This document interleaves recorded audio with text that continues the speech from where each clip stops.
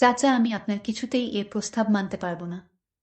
আপনি দয়া করে আপনার এসব প্রস্তাব ফিরিয়ে নিন। চাচা তখন আমায় একটা থাপ্পড় মেরে বলল, কে তোর চাচা? আমি তোর চাচা নই। একদম চুপ, কোনো কথা বলবি না। আপনি আমার চাচা হয়ে কেন মিথ্যা বলছেন? আমি তো আপনার মেয়ের মতো। চাচা তখন আমায় এমন একটি কথা বলেছিল, সেটা শোনার পর আমার সারা শরীর ঠান্ডা হয়ে গিয়েছিল। বাকি ঘটনাটি গল্পতেই বলছি। ছোট একটা গ্রামে কুঁড়েঘরে থাকত ললিতা আর তার মা আনারকলি। ললিতার বাবা নেই। ছোটবেলা থেকে তার মা আনারকলির মুখে শুনে এসেছে যে তার বাবা মারা গেছে। ললিতা কখনো তার বাবাকে দেখেনি। তার বাবা কেমন দেখতে ছিল সেটাও জানে না, শুধু নাম শুনেছে। আর কোনো ভাই বোন নেই ললিতার। খুব ভালোই দিন যাচ্ছিল মা মেয়ের। সারাদিন আনারকলি মেম্বার বাড়িতে কাজ করল, আর সন্ধ্যা হলেই ফিরে আসতো তার ছোট্ট কুঁড়ে ঘরটায়। রোজ রোজ ললিতা রাস্তার পাশে দাঁড়িয়ে অপেক্ষা করত মায়ের জন্য। তারপর যখন আনারকলিকে দেখতে পেত তখন মিষ্টি এক হাসি দিয়ে মাকে শক্ত করে জড়িয়ে ধরত। এরপর মা মেয়ে গিয়ে খেয়ে দিয়ে ঘুমিয়ে পড়ত, আবার সে সকালে আনারকলি উঠে রান্না বান্না শেষ করে মেয়ের জন্য খাবার রেডি করে চলে যেত। ললিতা পড়াশোনায় খুব ভালো ছিল, কারণ তারও খুব ইচ্ছে মায়ের স্বপ্ন পূরণ করার। এবার এসএসসি পরীক্ষা দেবে ললিতা, কিন্তু এর মধ্যেই মা চলে গেল। এখন কোথায় থাকবে, কি করবে? আরও কি পড়াশোনা করতে পারবে ললিতা? হেঁচকি তুলে কাঁদছে ললিতা। এখানে গ্রামের ছোট বড় অনেকেই উপস্থিত রয়েছে। বাড়ির উঠানে ঠান্ডা মাটির উপর শুধু একটা পাতলা চাদর বিছিয়ে শুইয়ে রেখেছে আনারকলিকে। ললিতা একবার মাথার কাছে গিয়ে কাঁদছে, আবার পায়ের কাছে গিয়ে পা গরম করার জন্য মালিশ করছে। ললিতার এমন অবস্থা দেখে মধ্যবয়স্ক একজন লোক ললিতার পাশে গিয়ে বসল। স্নেহের হাত ললিতার মাথায় রেখে বলল, কান্দিস না মা, নিজেরে শান্ত করো। এত কানলে তোর মায়ের আরো অশান্তি হইব। আর কান্দিস না, মায়ের জন্য দুই হাত তুইলা দোয়া কর যাতে সে পরপারে ভালো থাহে।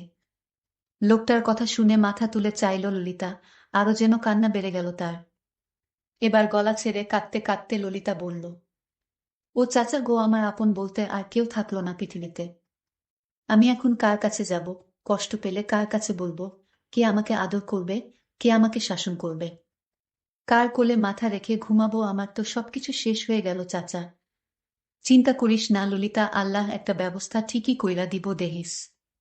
তুই ওঠ এইখান থাইকা, বেশি দেরি করা যাইব না, তাড়াতাড়ি মাটি দিয়া ফেলা লাগবো। না চাচা, আমি আমার মাকে ছাড়া থাকতে পারবো না। আমার মা এভাবেই আমার কাছে থাকবে, তোমরা চলে যাও চাচা। এইডা হয় না রে মা, তোর মা যত এই পারে থাকবো ততই কষ্ট বেশি হইব। তুই আমার কথা শুন, ওঠ মা। কিন্তু আমি কিভাবে থাকবো মাকে ছাড়া, বলো একবার চাচা। আমি বুঝতাছি তোর মেলা কষ্ট হইতাছে, কিন্তু সত্যি তো এইডাই যে এই দুনিয়ায় কেউই চিরস্থায়ী না। আইজ তোর মা গেল, কাইল আমি যামু, পরশু আবার আরেকজন যাইব, এমনিই দুনিয়া চলে রে। তুই আমার সাথে আমার বাড়িতে থাকবি এখন থাইকা। আমার পোলাপাইনদের সাথে থাকবি। চোখ মুখ মুছে উঠল ললিতা। কিছু মহিলা এসে আনারকলিকে নিয়ে গেল গোসল করাতে। ললিতা ঘরের মধ্যে ঢুকে ছোট্ট চৌকিতে বসে আবারও দু চোখের পানি ছেড়ে দিল। আনারকলির বালিশটা বুকে চেপে ধরে বলতে শুরু করল, মা গো, এই বালিশে তুমি মাথা রেখে ঘুমাতে। তোমার চুলের তেলের সুগন্ধ এখনো রয়ে গেছে মা, শুধু তুমি চলে গেলে। কিভাবে পারলে তুমি তোমার ললিতাকে একা করে দিয়ে চলে যেতে? তুমি তো সবসময় আমার ছায়া হয়ে থেকেছ, তাহলে আজ কেন চলে গেলে মা?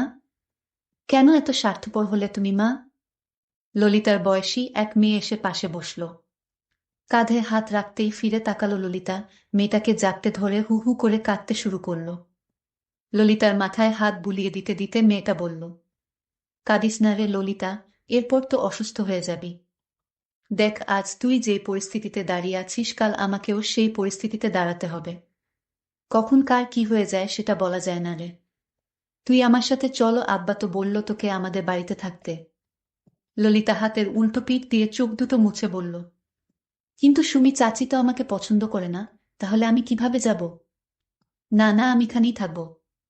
তুই কিচ্ছু চিন্তা করিস না, আব্বা সবকিছু ঠিক করে দেবে। ললিতা কিছু বলল না, শুধু মাথা ডান বামে নাড়িয়ে বোঝালো সে সুমির সাথে যাবে। রহমত আলীর ছোট মেয়ে সুমি। সুমি আর ললিতা ছোটবেলা থেকেই একসঙ্গে বড় হয়েছে। একই স্কুলে দুজন পড়াশোনা করে।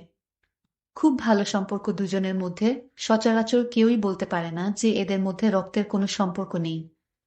রহমত আলী ও ললিতাকে নিজের সন্তানের মতো স্নেহ করে, কিন্তু তার স্ত্রী রাবিয়া সে খুবই অপছন্দ করে ললিতাকে। দু চোখে সহ্য করতে পারে না। এলাকাবাসী সবাই মিলে মাটি দিয়ে দিল আনারকলিকে। মায়ের কবরের পাশে বসে প্রচণ্ড কান্না করেছে ললিতা। সুমি তাকে ধরে বাড়িতে নিয়ে গেল। ললিতাকে দেখেই সুমির মা শায়লা চেঁচিয়ে উঠল। মায়ের এমন ব্যবহার দেখে সুমি বলল, মা, এবার তো একটু মানুষ হও। সেই ছোটবেলা থেকে দেখছি তুমি ললিতাকে সহ্য করতে পারো না। সবসময় মেয়েটার গালমন্দ করতেই থাকো কেন বলো তো? শায়লা তেড়ে এসে সুমিকে একটা চড় বসিয়ে দিয়ে দাঁতে দাঁত চেপে বলল, কি কইলি তুই? আমি মানুষ না? তোর এত বড় সাহস কেমনে হইল রে? তুই জানোস না আমি কি কারণে ওরে সহ্য করতে পারি না? কারণ তোর বাবা আমাকে রেখে ললিতাকে দিয়ে তার পায়ের ব্যথা সরানোর জন্য ললিতাকে দিয়ে মালিশ করায়। কেন আমি পারি না তার সেবাযত্ন করতে? ললিতাকে কেন শুধু শুধু কষ্ট দিবে? ললিতাকে দিয়ে তোর বাবা পায়ে তেল মালিশ করায়। কেন আমি পায়ে মালিশ করে দিলে ব্যথা কমবে না? তোর বাবা দিন দিন যেন কেমন হয়ে যাচ্ছে। তোর বাবার উদ্দেশ্যটা কি? বর্তমানে অতীত টেনে আনছো কেন মা? তুমি কি ভুলে গেছো বাবার বাজে স্বভাবের কথা? এরপরও তুমি এসব কথা গলা ছেড়ে বলছো, কিভাবে লজ্জা বলতে কিছু নেই? তুই ওরে নিয়া বাইর হ আমার বাড়ি থাইকা। আমার চোখের সামনে ওরে দেখবার চাই না। এটা তোমার বাড়ি না মা, এটা আমার আব্বার বাড়ি, আর আব্বা নিজেই বলেছে ললিতাকে এখানে এনে রাখতে। তোর বাপের মনে তো মেলা দয়া, খালি টেহা কামানোর ক্ষমতা নাই। নিজের সংসার চলে না, আবার আইছে আরেকজনের নিয়া। যথেষ্ট ভালোভাবেই সংসার চলে মা, শুধু তোমার মুখেই এমন কথা শুনি। তুই কিন্তু মেলা কথা কইতাছ শুনি। এর মধ্যেই রহমত আলী চলে এলো। তাকে দেখে শায়লা আরো দ্বিগুণ রেগে গেল। রহমত আলী এগিয়ে গেল তাদের দিকে, শায়লার দিকে তাকিয়ে শান্তভাবে বলল, এত চেঁচাইতাছ কেন শায়লা? মাইয়াডার সবেমাত্র মা মইরা গেছে, সারাদিন কিছু খায় নাই, কাঁদছে। মেলা এখন কি ওর মন মেজাজ ভালা আছে কও তুমি? এখন ওর আপন বলতে আমরা ছাড়া আর কেউ নাই, বুঝো না কেন তুমি? আমগো পোলা মাইয়া আছে, যেই দিন আমরা মইরা যামো সেই দিন তাগো এমন অবস্থা হইব। তাই কইতাছি, আগে যা হইছে সব ভুইলা যাও, আর মায়াডার লগে খারাপ ব্যবহার কইরো না। রহমত আলী স্ত্রী বলল, তুমি যে কেন মাইডারে জায়গা দিচ্ছ তা আমি ভালো করেই জানি। তোমার উদ্দেশ্য ভালো না। রহমত আলী শায়লার কথায় কান্না দিয়ে সুমির দিকে তাকিয়ে বলল, সুমি, ওরে নিয়া ঘরে যা, মায়াডা সারাদিন না খাইয়া ছিল, কিছু খাইতে দে যা। ঠিক আছে আব্বা।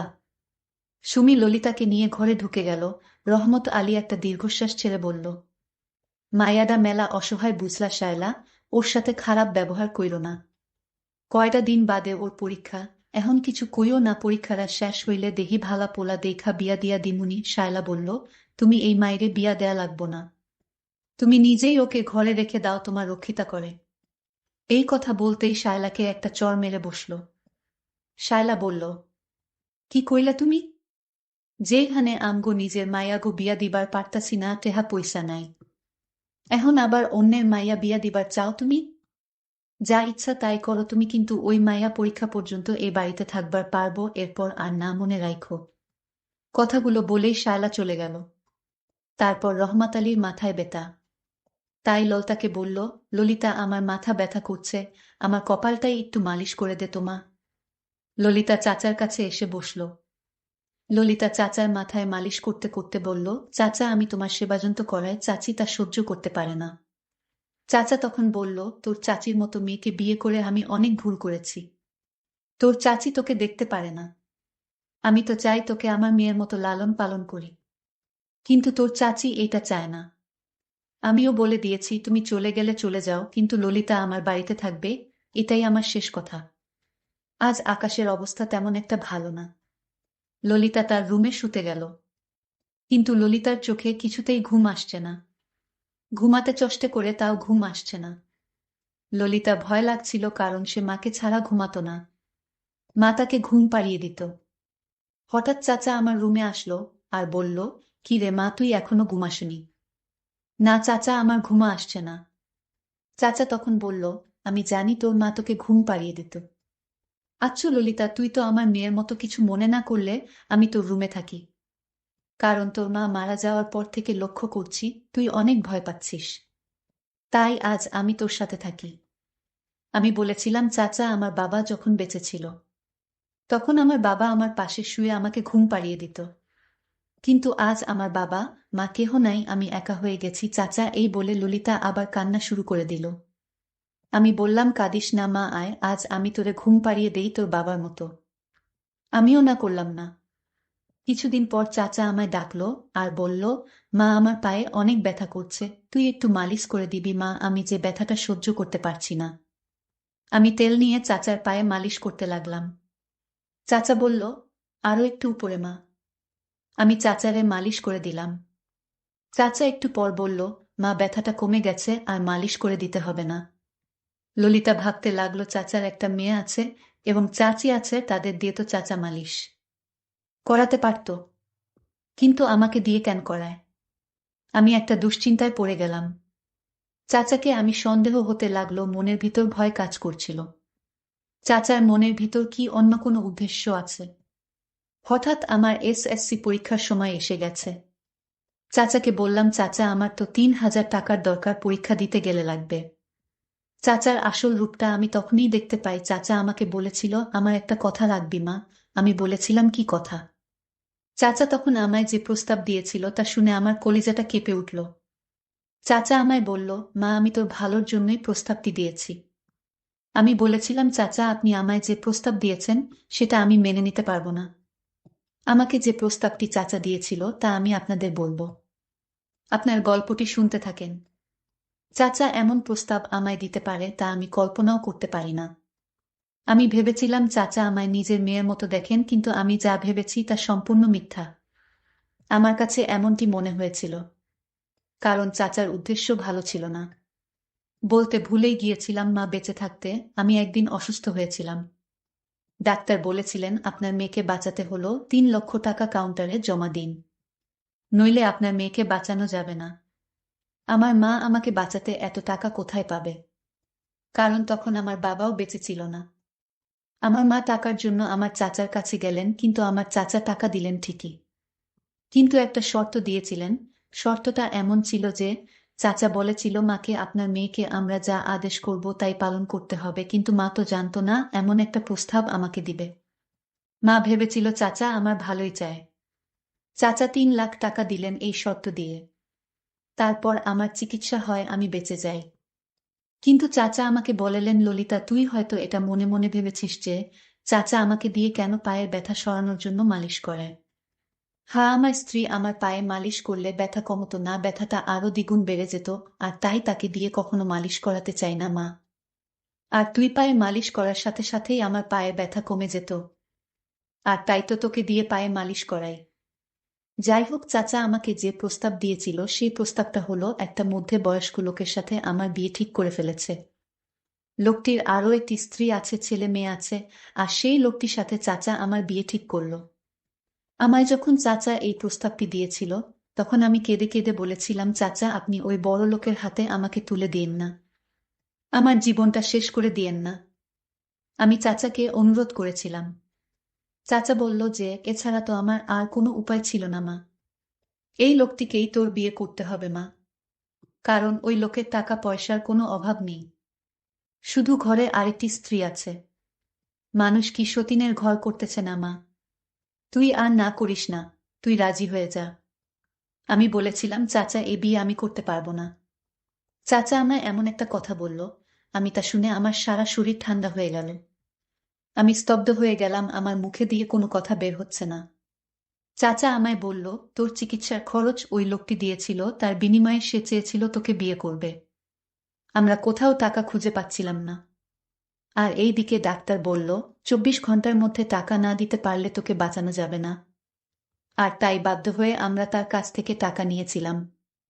এখন বল মা, এটা কি আমার অন্যায় হয়েছিল? এটা করার জন্য যদি আমার কোনো অন্যায় হয়ে থাকে তাহলে আমায় ক্ষমা করে দিস মা। আমি তখন কান্না গলায় বললাম, আমাকে কেন সেদিন বাঁচিয়েছিলে? আমি মরে গেলেই ভালো হতো। কিছুদিন পর চাচা পঙ্গু হয়ে গেল পায়ের সমস্যার জন্য। আমিও চাচাকে আর কষ্ট দিতে চাই না, আর তাই ওই লোকটিকে বিয়ে করার জন্য রাজি হয়ে গেলাম। আমার বাকি জীবনটা এভাবেই কেটে গেল। বন্ধুরা, তোমাদের কাছে যদি গল্পটি বিন্দু পরিমাণ ভালো লাগে তাহলে অবশ্যই আমার চ্যানেলটিকে সাবস্ক্রাইব করে পাশে থাকবে। ধন্যবাদ।